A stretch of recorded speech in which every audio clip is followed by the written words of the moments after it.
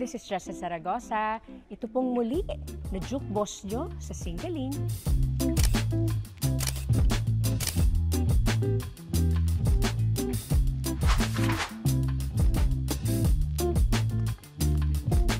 Na-discover ko ang love ko for music siguro nung 8 years old ako. Sumali ako sa Little Miss Philippines sa Itbulaga. So doon na nag-start lahat. Na-discover ko na gusto ko palang maging performer.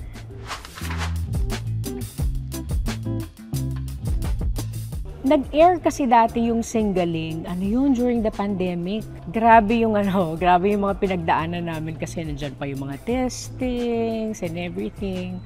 Pero sobrang saya, yung bonding namin sa isa't isa, kami mga artists. Kumbaga sabi nga namin, sabay-sabay namin magkakasama kaming tinaguyod namin yung Singaling, na nakakatuwa naman kasi nagpasaya sa mga tao na nandun lang sa bahay nanonood ng kanilang mga TV.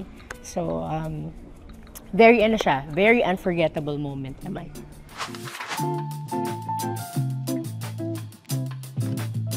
Most unforgettable sa last season namin sa Singaling, siguro syempre yung pilot, yung opening namin na lahat kami, halos kinanta namin lahat yung mga own songs namin, yung mga hit songs namin.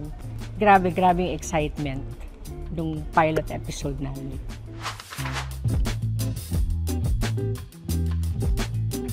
Ang aabangan nila sa pagbabalik ng Singaling, nako, sobra pa ang kantawanan, mas magagaling palalo ang mga contestants, at excited kami na makasama kayong muli sa aming pagbabalik.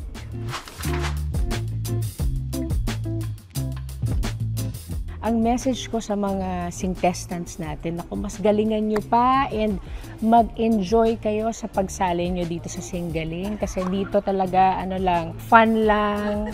Pero syempre, experience na hindi nyo makakalimutan kasi iba yung bonding dito.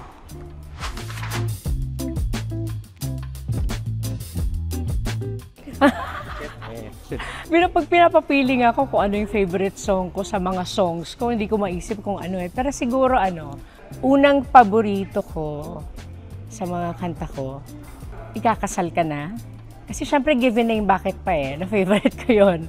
Ikakasal Ka Na, Basil Valdez, Tunay na Ligaya, favorite ko yan.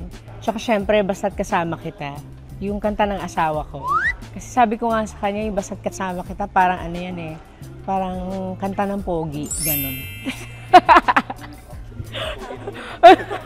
Sana po ay abangan niyo po kami sa pagbabalik namin sa Singaling.